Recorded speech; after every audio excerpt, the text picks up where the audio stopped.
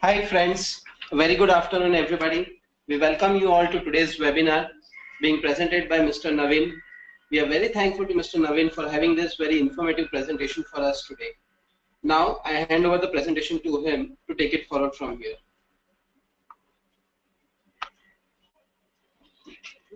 Hello everybody, good evening, and this is Naveen here.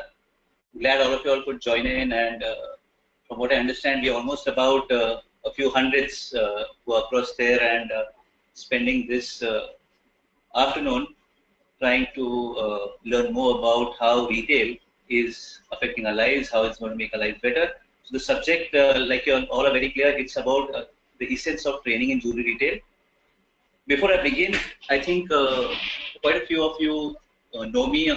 For those who don't, let me give you just a brief idea about what I'm all about and where I come from. I'm a fluke entry into jewelry. So unlike most of you who are into jewelry retail and doing other things in jewelry, I'm a fluke entry into the jewelry industry. I got into it in '92. I was with the Rosy Blue Group for 13 years before I began news. When I started, I was doing international sales. I was heading Japan. At that time, Rajiv Sheikh was a mentor there at Intergold. I remember. After that, I realized that though I'm handling international sales, I knew little about product. I knew little about jewelry. I knew very little. I wanted to learn a lot more, and there was no structured method of learning, which was true at that time, which is true even today. कि कोई training का programme या कोई induction model इतना strongly बहुत सारी कंपनियों में था नहीं और अभी भी बहुत कम कंपनियों में है. I wanted to learn more. I was mentored by my bosses that time when I was made to sit on the bench. I learned all the processes from casting, setting, filing, polishing, QC, rhodium, all of that, with the promise that I would be part of the core team that set up the first platinum jewelry factory in the country. So from international sales, where I was heading Japan, we set up the first platinum jewelry factory in Seeds. I did that for a few years. Then the company decided to get into retail, and we set up the first store at Regis Road. It was called Intergold. This was in '97. So I moved out with the chairperson there, Preeti Mehta, which is under our PMP, and right from recruitment to training to merchandising to operations, I got to learn all of that firsthand. And we all worked as a team, and what we learned, we were able to replicate subsequently in different stores that we started up. So that process began from '97 till 2002, 2003, where we set up 17 stores across 17 cities. And this gave us a very good insight into retail. In 2003, we moved out. We set up a company called Hammer Plus, which was basically a wholesale company which supplied collections that we called, which we supplied to brands. So there was something called Karma, there was something called Divivinayak, there was something called Tamori. In the process, I traveled all over the country, and I got to know the finer nuances of retail in every part of the country. That's when I realized that India में जो jewelry retail और jewelry retail का challenge है, बहुत बड़ा है compared to any other country. All other countries have a very simple classified audience. In India, we are almost about 17 countries put together. Every state is a challenge. There is preference of jewelry, there is preference of diamond quality, there is preference of a particular color of gold, there is preference of a particular style. Putting all that together in 2005, when I said I want to do something for myself, because of the support of all my mentors, whether it was Rajiv Sheikh, who guided us at the beginning, or Preeti Ben, Sushi Ben, Ginny, who helped me learn production, I was able to set up this small unit which is called News. And the whole goal of News is coaching and consultancy in jewelry retail, and that's what they are all here for. So let me take you right on. So that was a little bit about me and the reason why I'm doing what I'm doing. Let me take you right on to the subject, which is essence of training in jewelry retail. Let me show you a glimpse of what India is about. Okay, this is the gold positioning of India. Till about a year and a half back, I think we were the biggest consumer of gold in the world. Yeah, I mean, the world thinks Garib Desh hai, we're a poor country, but we stand unchallenged even today as consuming almost 1/3 of the world's gold consumption. That's a lot. Okay? So this is why a lot of people, when they think of jewelry, the first thing that comes to mind is this big bride with this big gold ka set, mang tikka, bajuban, everything gold, gold, gold, gold, gold. When we think beyond gold and we think diamonds, because of DTC efforts, India has also become a very progressive diamond consumption retail market, which was not so about 20 years back. But ever since De Beers and DTC came into the picture in India and the way they promoted the whole category of diamonds, this whole campaign which started with Hira Hai Sada Ke Liye, and then it went on to a Diamond Vivah jewelry, it went on to Sampatti, it went on to the Millennium Collection in 2000, it went on to Nakshatra, Sangini, Arisya. India has become among the most responsive consumption markets for diamond jewelry. In fact, we consider the third largest diamond jewelry market in this country. A category like platinum, which is a precious white metal, it entered India in 2000. Since then, when it came in 2000, there were hardly 7 stores which kept platinum jewelry. Today, platinum is present in more than 1,000 stores. It's all over the country. I mean, earlier people said that, white metal kaun pehenega. But in this big populated country, there's a very good set of people who like platinum. Even in Chennai, even in parts of South, where people said, because of the color of the skin, I mean, the metal will not get so much recognition. It's surprising, but platinum has got fantastic acceptability. It's been accepted everywhere, all over the country. Even in the South markets, there are stores which are keeping, almost 1,000 to 2,000, 1,500 pieces of only platinum jewelry. Beyond bands, there's platinum pendants, rings. All that is also selling. So even platinum, which is the latest entry from the metal card, has found its groove in India. The Indian jewelry industry, always sparkling, it was always shining.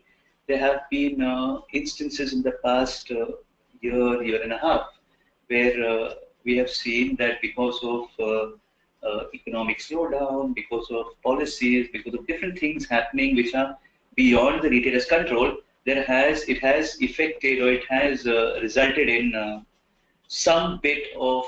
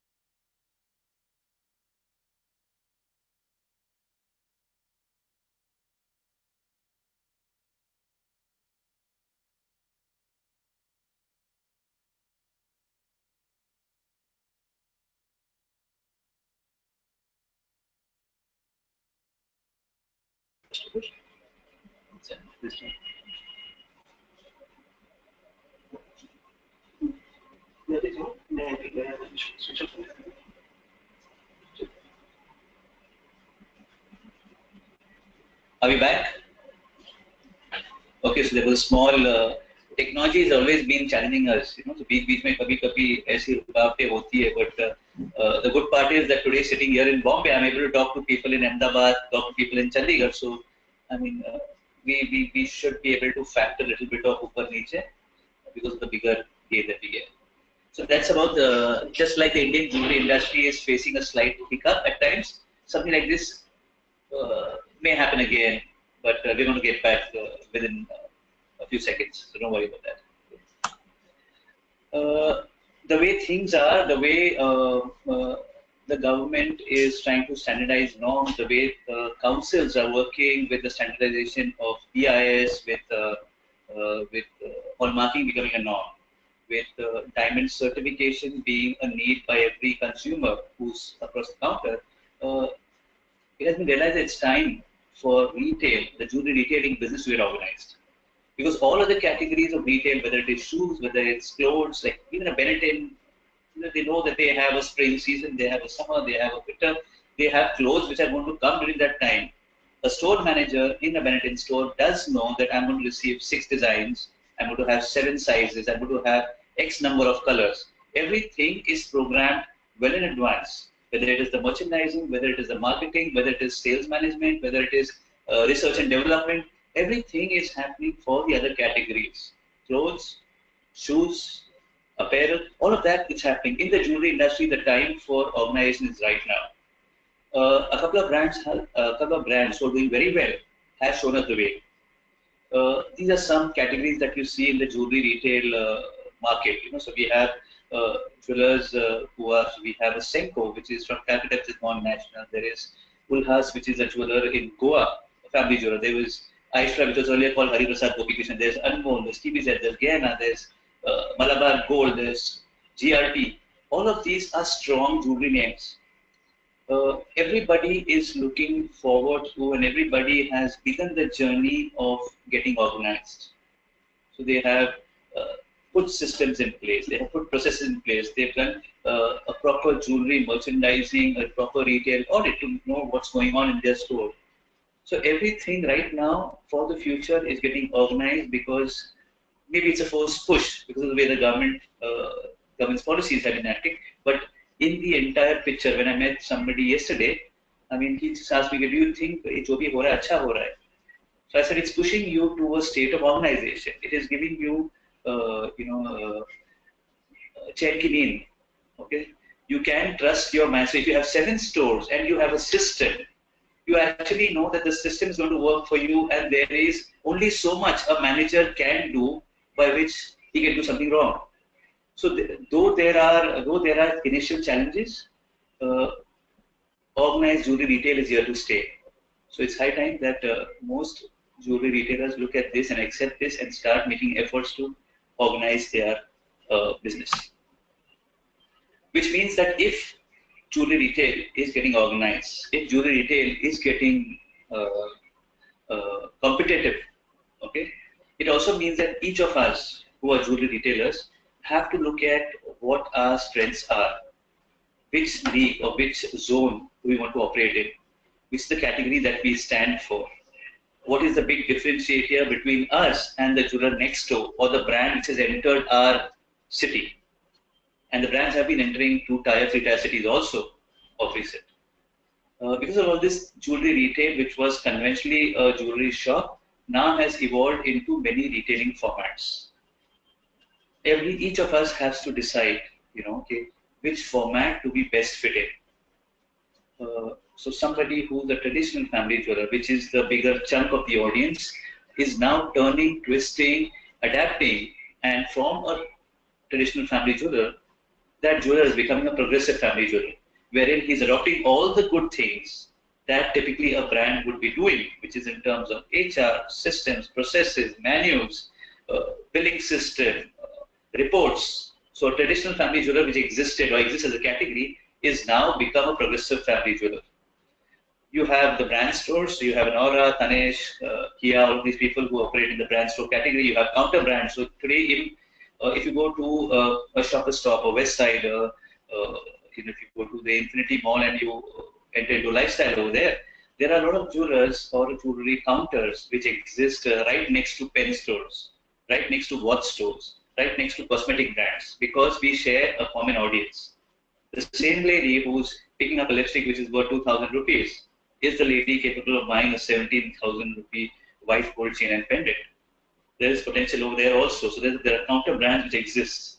So if you remember the first brand in that space, there was a Jilly which had started. It started from, there was no malls at that time. So it's early 2000 when there were no malls and there was something called Akbar Ali's, which was opposite Churchgate Station. That's where the first counter was actually started. That's when Shailesh Bhai started Jilly at out there at Akbar Ali's, and once the mall revolution came, then these counters got a bigger outlet and the counters were all over. So today you have a lot of counter brands across the country. You have signature stores which are upmarket design stores. So these are people who are typically, these stores are typically run by a design label or run by a socialite. For example, you have maybe a Shobha Asar, you have a Veena Goenka, you have a Farah Khan, you have a lot of stores, Neera Modi, a recent entrant. These are the stores which keep high-end jewelry. largely diamond jewelry, Jadao Company, keep all of that. So this is a different category altogether. They have a different set of audience. They have a different set of jewelry. You have shop-in-shop brands where you have a shop inside a bigger shop. So let me say a shop in a mall typically would classify as a shop-in-shop brand. You have multi-brand stores where you have multiple brands selling in one store or one umbrella store. Long back, when there was a mall called Palazzo in the late 90s, okay, there's a store, the mall was called, I think, Pyramid, Crossroads. On the second floor, on the first floor, there was a multi-brand store called Palazzo, which housed half a dozen brands.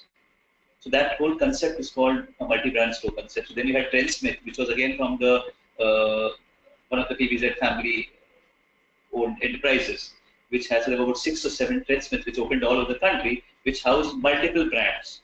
They were, brands which were selling everyday jewelry. They were brands which were selling high-end jewelry. All of these typically exist and existed in the jewelry retail as different formats. If there's a retailer out there who's listening to me, we first have to identify which format do we want to exist in, because everybody is not competition for you. A counter brand in a shopper's stock having 150 pieces of diamond jewelry, you can't consider maybe an Anmol who's in Bandra on Turner Road selling all kinds of jewelry, where high-end gold, diamond, to be competition. You're playing in a different market, you're playing in a different league, you have a different set of customers, you have a different set of people buying it. Right from the kind of jewelry preferred, right from the price points, right from the designs, everything is varied, right from the amount of investment required to start a business is varied. So today, a retailer first has to format or fix himself into a particular format, and then look at how he or she can build their representation in that particular format. So this is one of the challenges which a retailer, it is going beyond just setting up a shop or setting up a counter. It is first ideating कि मेरा ताकत क्या है, what do I want to do in the Indian jewelry retail context, what do I want to stand for. Do I want to be a high-end jeweler? Then everything that I do, right from my merchandising to my people, to my store, to my facade, to my whole experience, is going to make me look like a high-end store. So if I'm a signature store, I can't be talking about selling jewelry, which is typically what they say, pila mal. Okay, pila mal, 300 rupees gram, 350 gram. Many bake sakta hu, but it wouldn't make sense for me to do something like that, because I'm going to set up a single store as a destination store in an upmarket jewelry hub. So each of us first has to identify which format of retailing do we want to exist in. So let me go further that, whether it is a traditional family jeweler, whether it is a brand store, whether it is a counter brand, whether it's a multi-brand store, or whatever other format that you choose. Let's not forget retail is and the most important person in this entire organigram of yours. So you have managers, you have designers, you have cashiers, you have merchandisers. But the most important person is the person who faces the customer, who faces the actual customer. That person is your frontline sales and customer service person. That person, over a period of time, has largely been ignored. That person is right at the bottom of the pyramid. He is today among the most important person to make or break your business. Let me show you, let me talk to you in detail about what is actually happening. In today's retail setup, when you put up a store, when a jeweler puts up a store or somebody puts up a nice high-end store in some part of the country, the first thing which comes to mind is jewelry. कि मेरे को अच्छा jewelry चाहिए, मेरा design अच्छा होना चाहिए. Because stock सबसे बड़ा चाहिए, because अच्छा stock या बड़ा stock या if I have the maximum stock, it means more sales. That was the conception, or that was the notion all these years. If it's location and I'm doing diamond jewelry and I'm from some part of Gujarat and I want to do diamond jewelry, I have to be at Turner Road, because Turner Road is the location. Because Turner Road में जाएगा, वहाँ पे इतने सारे jewelers हैं, सभी diamond jewelers हैं, मेरी भी दुकान चल जाएगी, because I am on that road. If everybody is doing a particular fashion show or an IAW or something, even I want to do it because that kind of notches me. So people are spending money on shows, on celebrities, on advertising, branding, big times, media, TV, celebrity, PR. So let's launch a collection, let's get a celebrity to launch it, let's do XYZ. Everybody does that. And all of that is important, but nothing is as important as the power of building capital, that of human resource. There's very little we've ever thought about that person who is standing typically in most stores, depending on which part of the country you are, from a 12-15,000 rupee monthly salary to about 20-25,000. The metro cities is what they draw. Okay? They choose that job because that's the best job which is offered to them. They are on that job, they come in, they join you, and there's hardly any time, attention paid to their own induction. That person joins, that person learns from the person next door. That's not the best way to learn. That's not the best way to build human resource capital, because human resource capital is what is going to be the big distinction in the long run. So if you have to succeed in retail, there is nothing which can help you as well as training your team, the retail team. Whether it is the salesperson, whether it is the merchandising team, whether it is the manager, because today's manager also, I mean, the only question he is asked at the end of the day is, "Aaj ka dhanda kitna hai?" All he has to do is send a WhatsApp which says, "Okay, boss, I did 7.7 lakhs today." But if the facade of the store is not clean, if the neon sign isn't working and one letter does not have a neon sign glowing, if the video camera is not facing the right angle and the lady who sweeps the thing has swept aside the video camera to a different angle, the manager is not required or not bothered to do all of that because he's never been trained for the job. So whether it is a salesperson, a manager, a designer, a merchandiser, nobody has ever been trained for the job and put in place. Everybody has learned on the job. This whole thinking, this whole concept about aake counter pe seekho will have to change if we have to be competitive in today's world, because not only jewelry, a customer with 50,000 rupees to spend is tempted to buy a mobile phone, is tempted to buy a leather bag, is tempted to buy a wallet, is tempted to buy a watch. And the kind of service that they're getting at these places is far better than they're getting in the jewelry store. I've done all of that myself. So, when I was doing retail, even we got into this whole thing about celebrities and events and Femina Miss Indias and project launches and collections, and we all, once you get into retail, all of that, you get a great thrill out of being there and being seen, being visible. So we all make the same mistakes, kind of a thing. Some of us realize that, listen, people are important and we do that along with.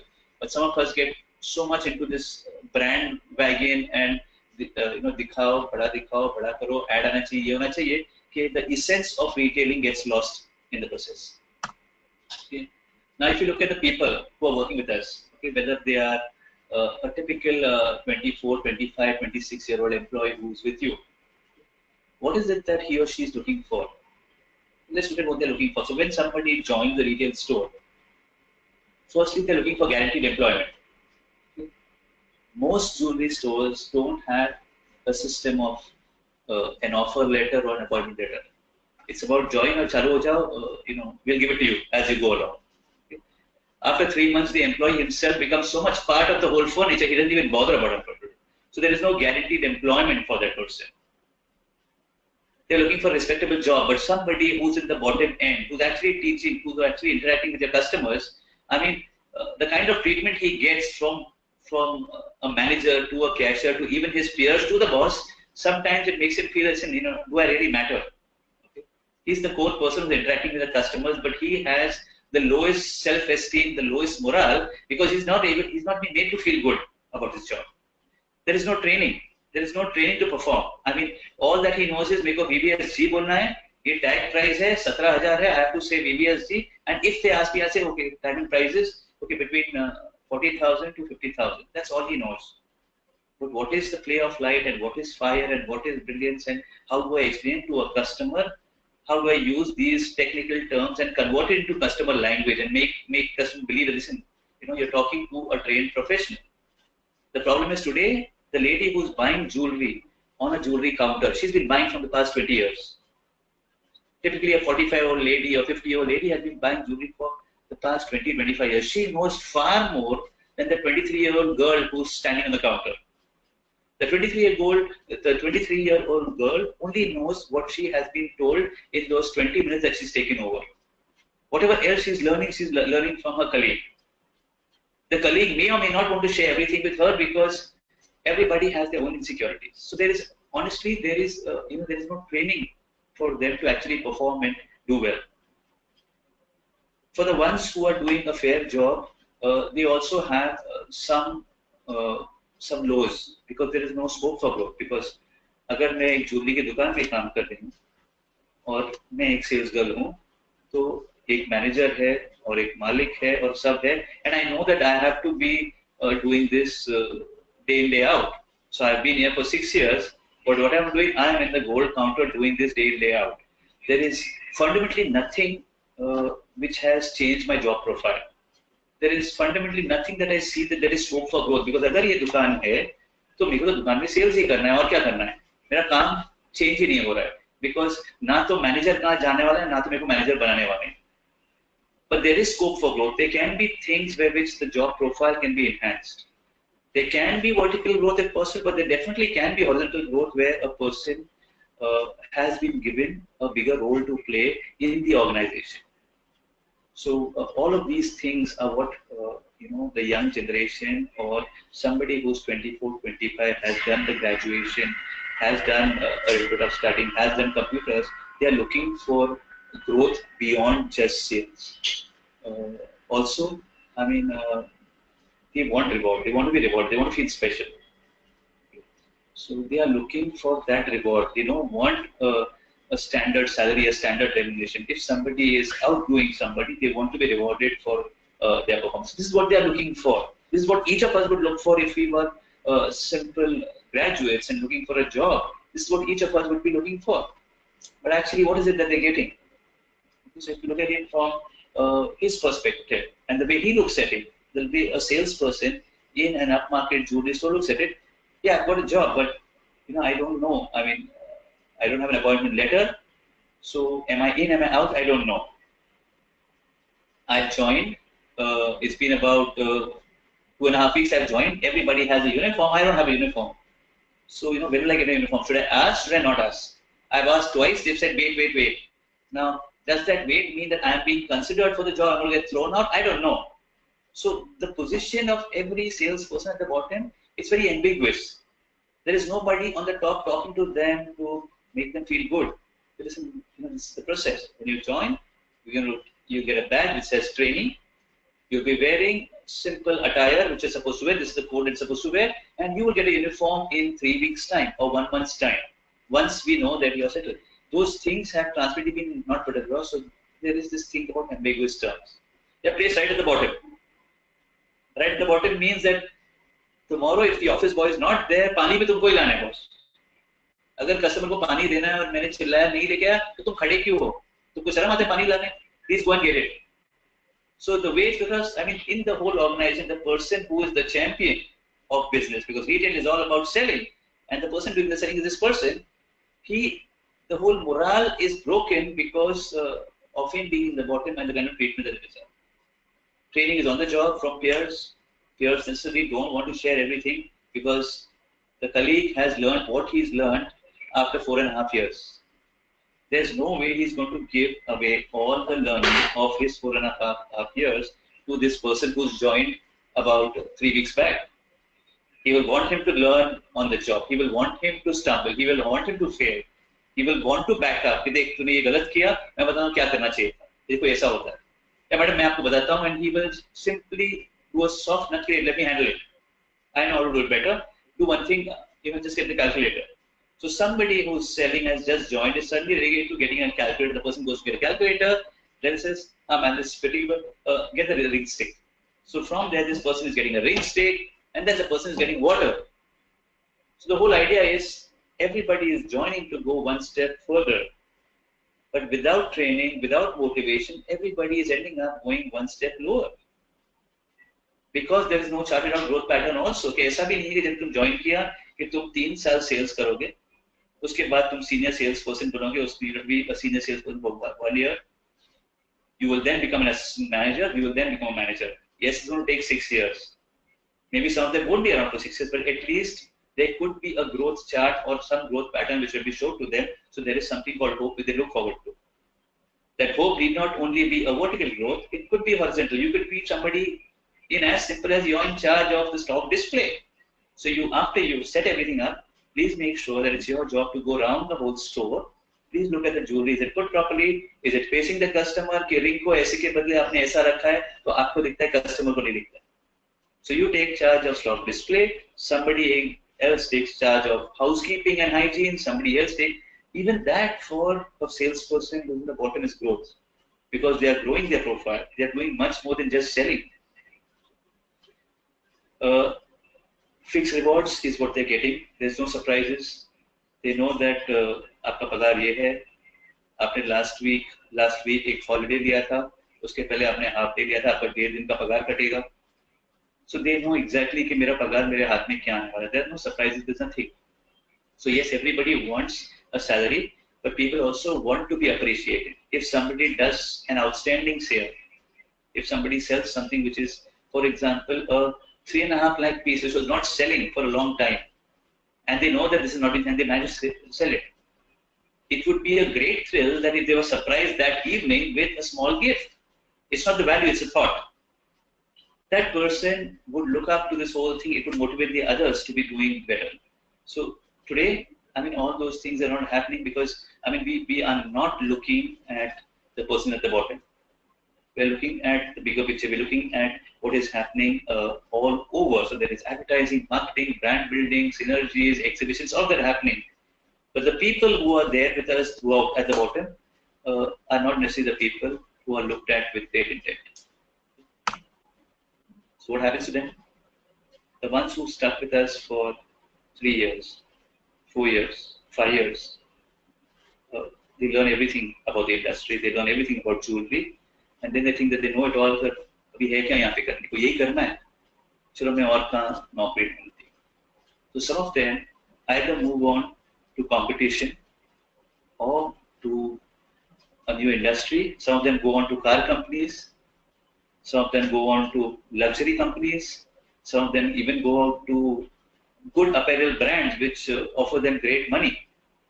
Some of them even think about going to Dubai, America, overseas. They also go on to these ships where they have sales happening on board. And then you wonder कि यार इतना तैयार किया आदमी को 5 साल हुआ और उनको छोड़ के चले गए. That's the grievance we have, because there is nothing else besides the salary that we are actually giving them. So that person looks at the way things are for him, that मैंने 8 घंटा दिया, मेरे को इतना पगार मिला. I did that for 4 years. Fair deal. You gave me my salary, I gave you my time. But there's nothing else which you are doing to motivate me to stay on. Okay? If I get a better offer, if I have a calling from another industry which is giving me a 30% growth, then for every middle class or a lower middle class graduate who is hardworking, who looks at this as his bread and butter and future, it's very obvious for him to get tempted and look at something else, because 30% growth is a lot of growth for that person. And he doesn't see that happening here, not by view of money, not by view of appreciation, not by view of any other surprises. So what is it that, as a retailer, we need to look at? We need to look at some kind of a basic training that we give everybody. Don't assume कि इसको 6 साल हुआ है तो इसको सब कुछ आता है. Okay? Even when I started with news in 2005, the whole idea was, when I went out marketing and I went to companies and said, नहीं हमारे यहाँ तो 10 साल से वो ट्रेड सेल्स कर रहे हैं, उनको सब कुछ आता है. I still persisted, and with some of the people I knew, I got a chance. So, in the beginning we did training because there was Sheriff Bhai, we did JD across the country, we did Anmol, we did TBZ, and it's thanks to my first few clients that today we are able to be doing training all across the country for leading jewelers. But even at that time, the whole contention was, I have somebody who's working for 10 years. Do you think he would appreciate उसको ये सब सीखने का जरूरत है? When we actually did the first set of training for these companies, the kind of response we got from each employee at the end of the whole thing through a feedback form was, we've been doing this for 7 years, लेकिन हमने realize किया कि जो भी आपने हमको बताया, 60% हम जानते नहीं थे. Okay, so it's not small, 60%. After 10 years, somebody working for 10 years in a reputed, one of the largest, oldest family jewelry stores, he was a 45-year-old man, he said, 60% of what you showed or trained us for in these 5 days, we didn't know. Okay, I didn't know. So I'm sure those guys didn't know. The 40% that I know, okay, 20% of the 40% I knew wrong. So I would be talking this language saying this is right because that's what I thought. But आपने जो बताया गलत है, ऐसे मैंने बताया वो गलत नहीं, मैंने बताया जो सच्चाई है. Okay, मैंने आपको सच्चाई बताया. आपने realize किया, आपको मालूम पड़ा, and today you are speaking. So let's not assume that everybody who's been doing jewelry sales knows it all. They all need to know a few things which are basic because jewelry is high-end selling. They're standing behind the counter. They stand for, they are your face, they are your goodwill. Everything is at stake when they're there. So it's very important that you give them your ideology. What is your ideology behind retail? Why do you start? What's your background? What is the legacy about? How do you start? What's the vision for your company? If you have multiple stores, how many stores do we have? Where all they are located? What are the policies?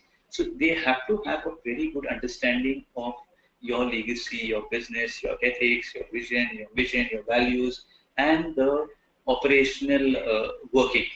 Okay, we don't bother about that. We just talk about धंधे के हिसाब से उनको सिखा दो, ये सब सीख के लोग क्या करेंगे? No, आज का जो youth है, वो सब कुछ देखता है. वो नौकरी आने के पहले Google करता है company. He wants to know which company is getting into. So when you give him all of this, it gives him a sense of confidence that he's in the right place. Besides this, you have to give him product knowledge. We are a jewelry company. We sell jewelry. It's not clothes. It's not a standardized product. There are a lot of, in the product of jewelry, there are a lot of raw material and variants, right? From gold, diamond, platinum, silver, ruby, sapphire, emerald, to a lot of other things which go. There's a lot of product knowledge. We keep saying that हमारे industry में इतना knowledge है, जितना सीखोगे उतना कम है. लेकिन कौन सा रिटेलर नए सेल्स स्टाफ को बिठा के बोलता है कि चलो मैं तुमको सिखाता हूँ, तो 6 दिन हम खाली सीखेंगे, तो आप मेरे कुर्सी के सामने बैठो 1 घंटा, मैं आपको रोज सिखाऊंगा. Where is that structured program which says I'm going to teach you this? It doesn't exist because we are all too much into bigger issues or bigger things that we don't think this issue or this thing about training a frontline salesperson is critical. The person also has to know about the market knowledge.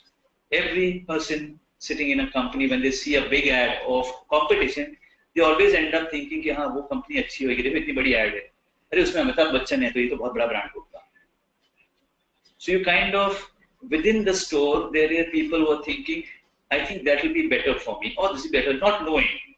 You see an ad for maybe a body like Platinum PGI, and they put up a big hoarding across the city saying Platinum, and they put up Platinum Ivara, and they put the PT logo, and somebody actually thinks PT is a brand, and I want to work for Platinum because यहाँ पे तो बहुत अच्छा तरह का sophisticated माहौल लगता है. So there are sales people who also think that listen, I want to work for Platinum. They think Platinum is a brand.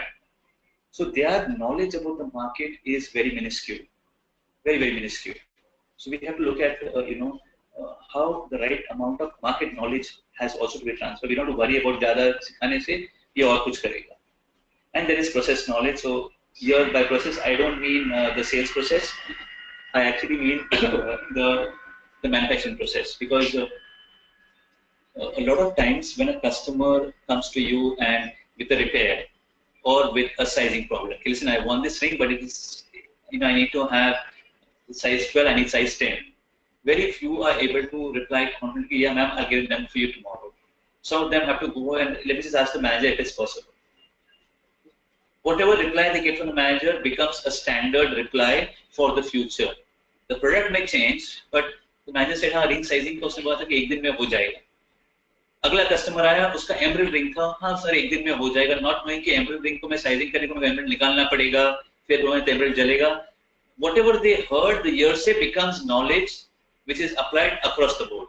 Now, unless they have been told, they've been explained the whole management process, where does it begin, where does it end, they wouldn't be able to reply to every customer in the right context, and they would not get the respect that is demanded of a jewelry retail sales professional. So this basic training is very important. I'm going to share a small video over here. Okay, it's a video of a small boy who's seeing somebody playing golf. Okay, golf, unlike cricket and football, is a slightly technical sport. It's not very easy. All of us don't even know the rules of golf. We don't know how much the club costs. We don't know what is a good swing. We don't know all of that.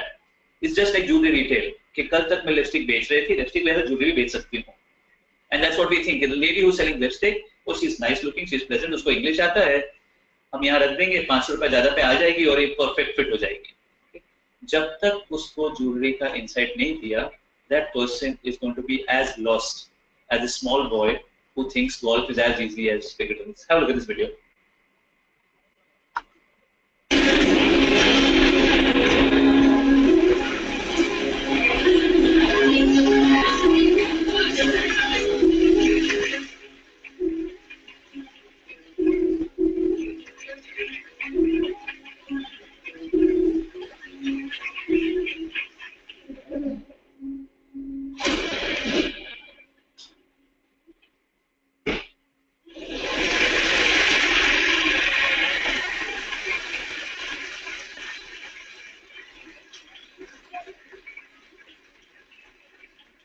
Ladies and gentlemen, I now presume upon your goodwill and request the services of a volunteer.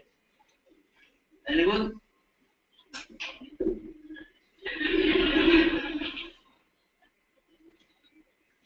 Oh! Hello. What's your name? Francis. Hello, Mr. Francis.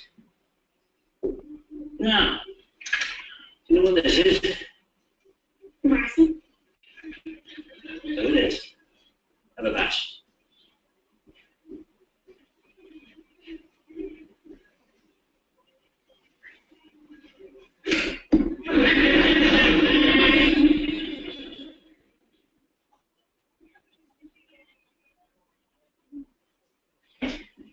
It's all right, Francis.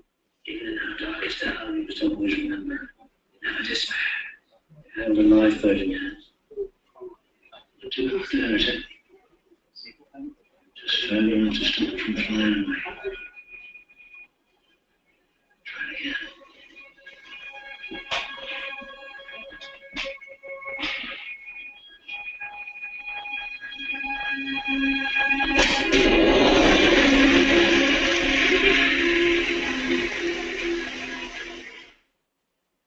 Okay, so this is a classic example where every person thinks it's very easy to sell jewelry because if I could sell X, I can also sell jewelry. That's exactly how the small boy thought. So the first time when he did, he messed up, and when he got the right advice about how to hold the club and where exactly he has to hit and how to hold his hand and how to hold the club with it, he was able to get reasonable success and he got it right. Okay? Now, it does not mean that this small boy has learned the game of golf. Okay, he's managed to hit the ball right now, but he's not mastered it. It's just like what I put up right here. Okay, you need to know company, operation, working details, product, market, process knowledge. Knowing all of this does not make you a super salesman. To become a super salesman, you need to practice, because every day there are new things happening in the jewelry industry. Every day there are new challenges. Every day there's new competition. Every day there are new products. So besides these basic training, you also need to develop the softer skills. What is happening is product knowledge, market knowledge, process knowledge. There's a lot of theory also involved in that. So yes, there is theory, but theory is important for practical implementation. But beyond this theory or the technical skills or the hard skills as we call, we also need soft skills, which are very essential. There is how to talk to a customer, how to open a sale, how to make him feel comfortable, how to look and feel like a consultant. All those things are also important. But for doing that, I need to have that theory, which we talked about in the first case.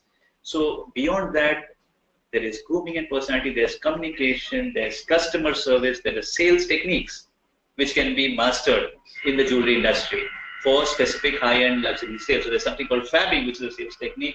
There are other techniques which a lot of trainers develop for high-end sales, and there is basic etiquette on how to put things across. All of these are also things which every sales person needs to learn to become a jewelry professional. So just like that small boy who thinks that he learned golf, but he didn't learn golf. He learned how to hit it at a particular point of time. He needs to practice. Just like each person who you've given those basics to needs to practice selling, and practice selling using these soft skills or using different products, different things from the jewelry industry in their vocabulary to get better and better. So look at this small boy. So when he learned that, look at the kind of practice that he had to do to master golf. Okay, there's another video coming up. Meet me here. Sign up. We got some work to do.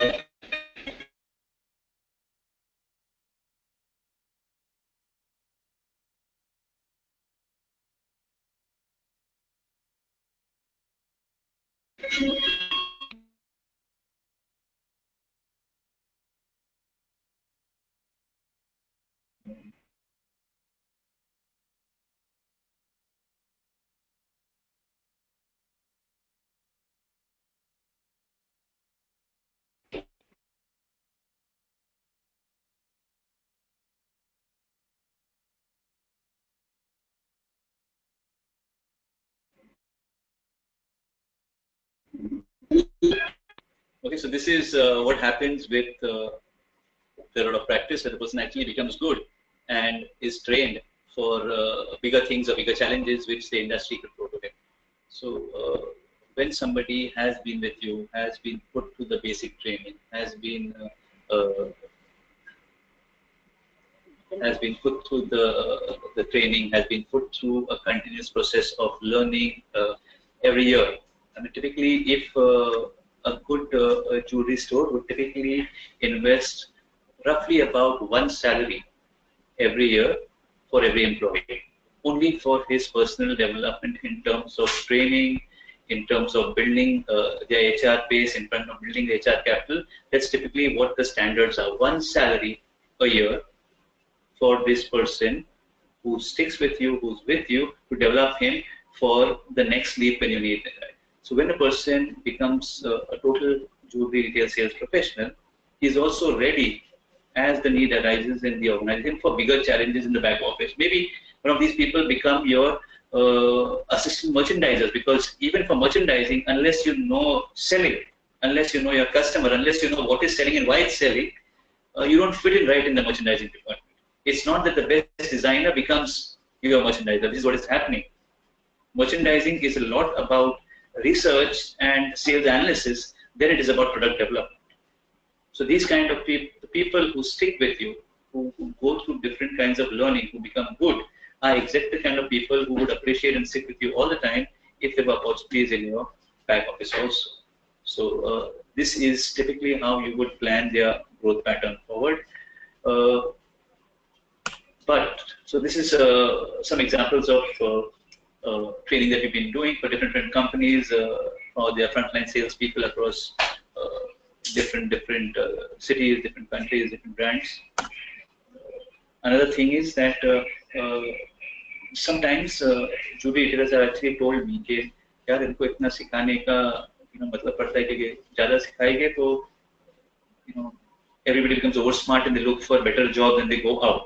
Okay, so why should I invest money on my people? Then अगर वो छोड़ने वाला ही है, मैं उसको ज़्यादा सिखाएगा और नौकरी छोड़ देगा.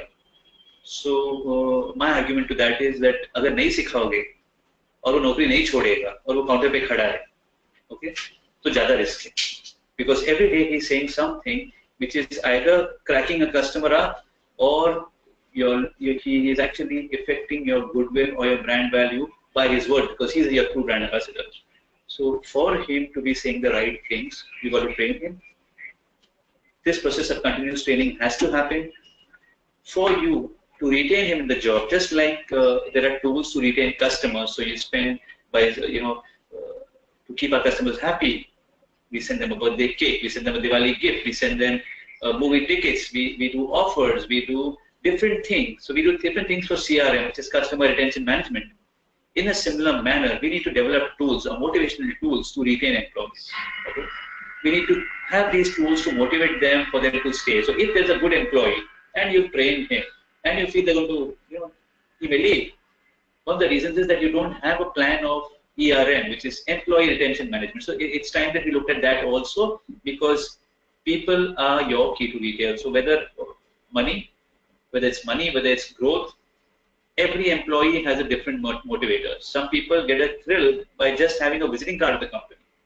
So if there's a senior salesperson and if he has a visiting card saying senior sales associate, then that gives him a high of having a visiting card of that store. So even that is motivation.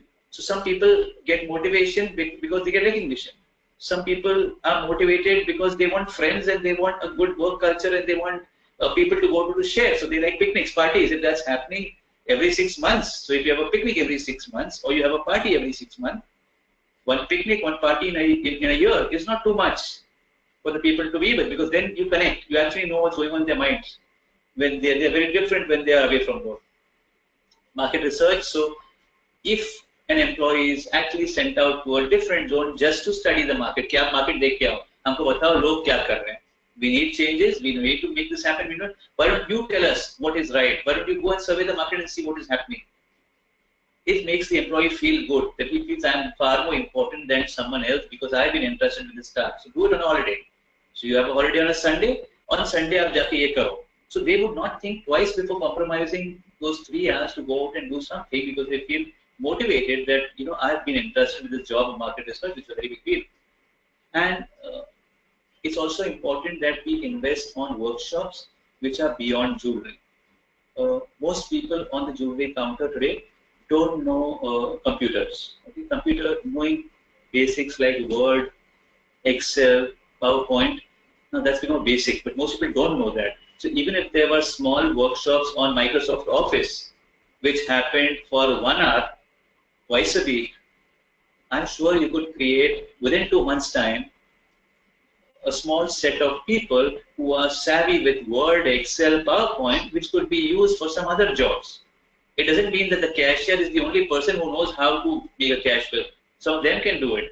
So there has to be a development or things happening for salespeople, which is even beyond the jewelry domain. It could be a culture workshop. It could be, like I told you, a Microsoft Office workshop. It could be an English workshop. If you feel that, listen, we only 3 people out of these 15 know English. So can we teach them a higher level of spoken English? It's going to help me, because we have so many customers who are high profile or society women coming here. So can we do that? Yes, you can do that. Why does it have to be only jewelry or diamonds? Workshops could be anything. So all of these, the salesperson and your employee looks forward to, and for him this is motivation. This kind of stalls his thought about, hey, should I look for a job? No, it's a very nice company, they took care of me. Because otherwise, a retail job means beginning the job at 10 o'clock, by the time he reaches home, it's 10 o'clock in the night. There is no way that he has the time to think for himself. There is no way he is going to invest that's hard-earned money on another training which costs even as this is 5,000 rupees on himself. When you do that, when you allow him time also along with the money to do that, I mean, you're almost taking, you're almost mentoring and parenting him, which is what he needs. So we have to look beyond the training. We also have to look at some kind of motivational tools and create a basic employee retentionship model also. Okay, this is what I had to share, because if we want to make retail a good place, a fun place, okay, and a successful business model, that's only going to happen if we have the strength of our people with us, and that's far more important than the best stock, the biggest celebrity face, or the best location. All of that, yes, we can try and get, but good people are something that we definitely can nurture, we can cultivate. So that's what I'm hoping that each of you will look at it, look at your insights, look at the team that you have, whether it is in frontline selling, whether it is in the back end, whether it is merchandising, whether it is marketing, whether it's brand management. What are the things that you feel these people need to learn? Okay. That's it from my side. Thank you for being with me wherever you are, whichever part of the country you are, whichever part of the world you are. If there's anything that you would want to ask, if there's something that you want to share or you want to believe, then I'll be happy to be replying to your views. Please type in. You have a box over there where you can type in. You can type in your views, you can type in your queries, and I'll be happy to answer a few of them while they're still around.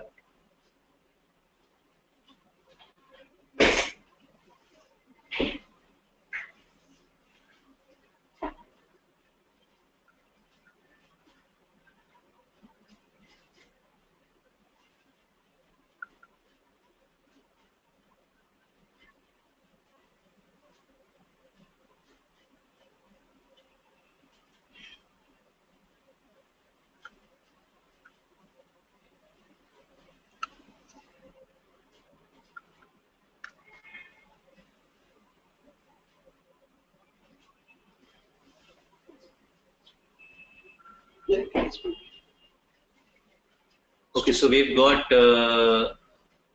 some queries and questions coming in, and I'm thrilled to know that these are coming in. You know, I thought it would be a metro city, but the first person to have written in is from Amravati. Amravati. Okay, Amravati. There's Harish. Okay. Harish, are you around, or has Harish left? Okay, Harish had a question. He's saying he's put up something that, you know, we are in Amravati, and you know, we would want to know how do I hire and train staff here. We face challenges in hiring skilled staff. Okay. This is a problem which not only Amravati, it's all over the country. Okay. We don't get ready skilled staff available where you write in and you get sales staff. Everybody has to be trained based on your operations. So typically anybody, when you're thinking of hiring people, put down 4 things which you think are important for you. Okay? So if it's a jewelry salesperson, then it's important that the person must have done selling. Jewelry or not is secondary. So if your qualification, if your requirement in the ad or to your recruitment agency is sales experience, if you want the person to know a few languages, and if Marathi is a mandate, हमारा customer Marathi ज़्यादा बात करते हैं अमरावती में, so then you will put down knowledge of English, Hindi, and Marathi. You will put down if you want a male or a female. If you want only males for whatever reason, then you will put down a male candidate. You will put down between age 24 to 30. You will put down that he will be given training on the job or not on the job. All these things, if they are put down and you've decided and you implement, then they will be worthy of you and they will stick with you and you can groom them. So that's what I have to say to you, Harish.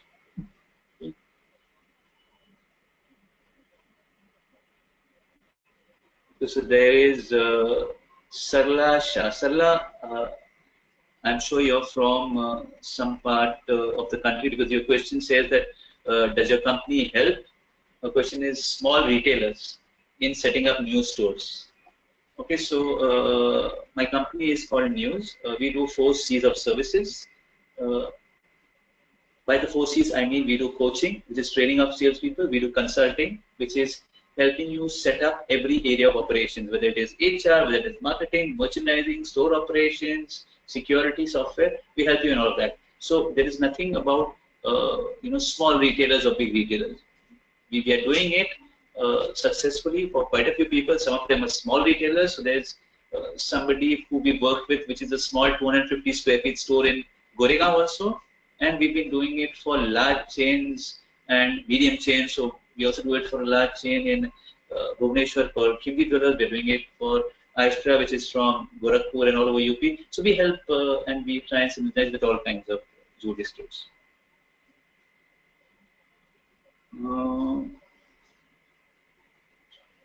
So there, Yogesh Desai has a very, very common problem, which I'm sure which most jewelers have. In fact, I even when I'm doing consulting, this is one thing which I've noticed that all jewelers complain. He says that we face the challenge that every time we train staff and we invest in them, we see some attrition in our company. how do we overcome the same? Okay. Now, like I told you in my presentation also, I put across that yes, you have to train them on the basics. Yes, you have to train them further on the softer skills and make them good. But you also have to do things by which they are motivated to stick with you.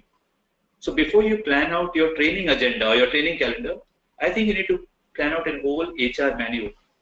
An HR manual or a personal policy manual is a manual which details everything which a staff may want to know right from the day he joins or she joins till the day they leave or they're thrown out. Okay?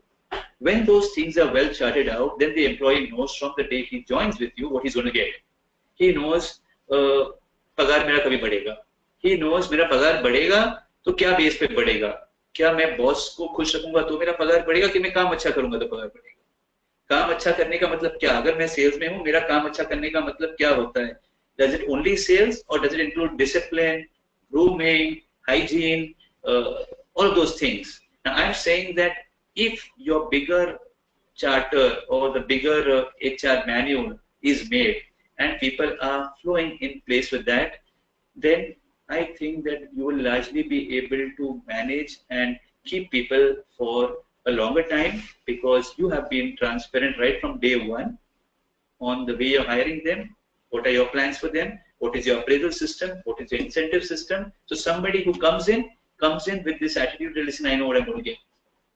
But yes, you can't rule out that there will always be a couple of people who may want to leave for greener pastures, for personal problems, for what they call politics, for people they don't get along with the manager. But what about the sub-industry? Okay, now Anjali Patel has asked a question which is not to do with people, but it has to do with what I would say visual merchandising. So she asked, how important, according to you, is the jewelry display window for selling more goods? I think it's extremely important, and I think that part of it has largely been ignored by most big jewelers. So if you go to Turner Road in Bandra, till about 3 years back, most of these jewelers would be spending a lot of money on ads in Bombay Times. Okay, an ad, a quarter-page ad in a Bombay Times would typically cost you 4 lakh rupees. A hoarding on Linking Road at the junction for a month would cost you 6 lakh rupees. So there was so much being spent on places in the other zones for marketing, but there was little being spent on the window which was outside the store. But last 1.5 years, if you go to Turner Road, whether you go during Christmas or you go during Diwali or Akshaya Tritiya, if you see, each of them have been spending consistently through some kind of a contractual arrangement with some window dressing agency, and they are trying to attract people right at the point where it matters. Because if I'm a jewelry customer and I'm going to Ghatkopar, I'm going to go to MG Road. When I'm going to go to MG Road and I'm going to go from store to store and go to 4 stores, then the window outside the store is going to attract me more than the ad they saw in the paper in the morning. So I think that the jewelry window display is extremely important, whether it is inside the store, whether it is outside the store. It's an important part of this entire retail marketing that you're doing.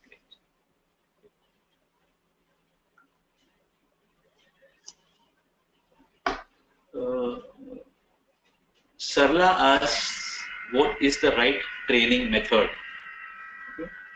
The right training method, according to the way we do what I believe and the way we've been doing it at News is, we believe that we should do real world skills.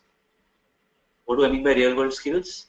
By real world skills, I mean talk the language which is the truth and real from the point of view of what you see in daily parlance or in daily interface with the customers. So when we are talking the language of product, I mean, VVSG means nothing to Mrs. Kamna Patel who stays in Surat and who's at the counter. Okay, I should be able to convert that VVSG into understandable language for her, because she does not know Kamna Patel कि VVS के ऊपर IF है या flawless है कि क्या है. VVSG रट्टा मार के बोलने से कुछ नहीं होने वाला है. I should be able to convert that feature of VVSG into a benefit for her, because a Gujarati woman is going to ask, Marusu. What matters to her is Marusu. You can say VVSG, you can say BS, hallmarking, लेकिन इसमें मेरा क्या फायदा है मेरे को समझाओ. So the right training method is that training method which is able to mix or balance product knowledge and market knowledge with practical skills that you use while you're interacting with the customer. And that's what is going to make every jewelry salesperson into a jewelry sales professional.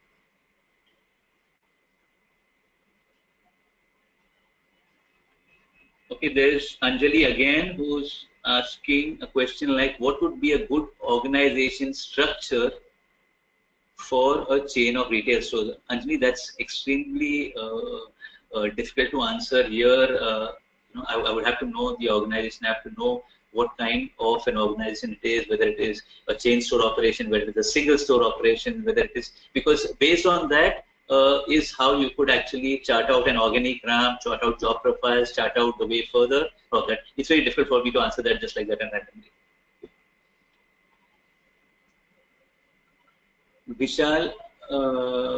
Vishal K. Okay, Vishal K has put forward a question which says, I've been working for the last 3 years with my uncle in a jewelry store. And after watching your webinar, realized the importance of training our staff. Will get in touch with you for guidance. Thanks a lot, Vishal. I mean, ये objective था तो नहीं कि marketing का, but अगर वो होता है, and if we are able to, if you have our numbers, you have my email ID, please call. We'll be more than happy to be of help to you. And I mean, this is definitely a need. So whether it is you, Vishal, or other retailers in different parts of the country, training is, आपने कितना भी train किया होगा, अगर आप बैठोगे फुर्सत से और देखोगे कि why are things amiss, you will realize that some part of your organization is suffering only because things have not been put across to them in the right light. उनको मालूम है कि मेरे को क्या करना है, लेकिन किसने समझाया नहीं है डिटेल में फ्लो चार्ट बना के ये पहले ये करो, ये करो, ये करो, ये करो, ये करो, ये करो, ये करो. There is no system put in place for every department. So whether it's in accounts, merchandising, marketing, if there is a system put in place, तो हर आदमी अपना काम बराबर से करेगा.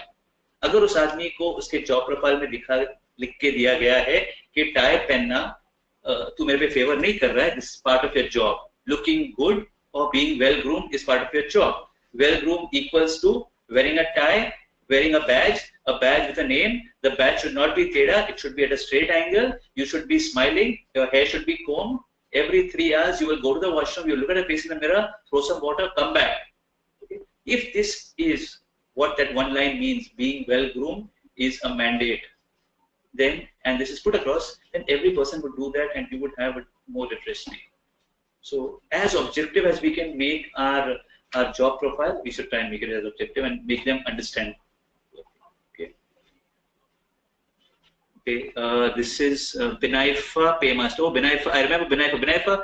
Binaifa, I think, is or was with TBZ in the HR department, if I remember right. Okay, so she says that I would like to add that it's very important for salespeople to put the brand before their own interests. I once came across a salesperson who refused to give me the model number of a small piece to prevent me from buying it at a place more convenient. Very good, fantastic. So what she's saying is about, she's talking about something called internal competition. Okay, so for a chain store operation which have multiple stores, maybe they have 20 stores, 30 stores. Sales, if I have a customer who stays in Borivali, and by fluke if they come across to my store in Bandra because the sister stays in Bandra, then the salesperson in Bandra wants that customer in Borivali to take the decision right there and there and buy from Bandra but not from Borivali. Okay, this I think is what Binaifa is trying to put across, which honestly, as salespeople, we have to realize that we are the face of a brand. A brand stands for far more than what you stand for. Whatever respect, whatever credibility you are getting in that counter is because of the brand you represent. A salesperson with an average salary of 20-25,000, हमारे घर पे भी जब हम घर पे बैठते हैं फैमिली के साथ, अगर 70,000 की टीवी लेनी है ना और हम बोलेंगे हमको एलईडी चाहिए और एलईडी चाहिए, तो हमारे माता पिता हमारी इतनी नहीं सुनते कि तुम तो बच्चे हो, तुमको क्या मालूम है, तुम तो खर्चा ही करा रहे हो. लेकिन जब हम काउंटर पे खड़े हैं of a reputable established jewelry brand and there's a lady across the counter who's buying something which is worth 7 lakhs, she's only buying it because आपने जो बोला और आपने जो बोला because आपके सर पे एक ब्रांड का लेबल है. they respect the brand, they respect the credibility of the brand. So please do not do anything just for your personal interest, which kind of devalues the value that the brand has got after being around for more than 50 years. So I think that's what Binayefa is trying to put forward.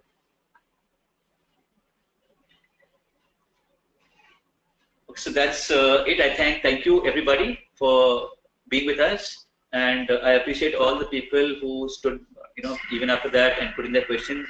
Thanks a lot, and great to have you. Look forward to interacting with you in the future also. Thanks a lot. And thanks to Jam Atlas for getting us all together. If Jam Atlas wasn't around, then I don't think I would have personally taken this initiative of doing a webinar, because I'm, though I am very comfortable with technology, this is my first webinar, and thanks to Swapnil and his team that they pulled it all together and we were able to meet. Thanks a lot. Thank you everybody for joining us today and being such a very active participant. We are thankful to Mr. Naveen and his organization NYUZ for having this wonderful, knowledgeable session for us today. In case still if you have any questions or would want to get in touch with Mr. Naveen, you can have it on the contact information available on your screen. Looking forward for your participation in many more webinars to come forward. Thank you everybody. We are good to close now.